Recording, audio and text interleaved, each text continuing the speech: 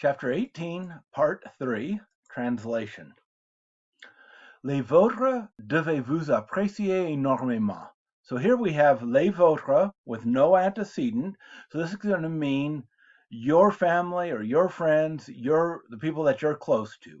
So your family must appreciate you enormously.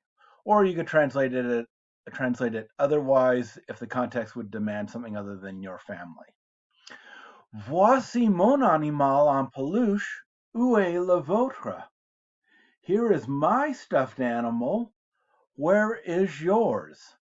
So we have le vôtre referring to an animal en peluche, so that means stuffed animal.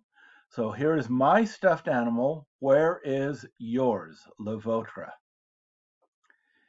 Il a pris vos jouets parce qu'il avait perdu les siens. Apprendre is he took your toys because he had lost his. So we have the plus que parfait because he had lost his before he took your toys. And les siens refers to the toys that he took.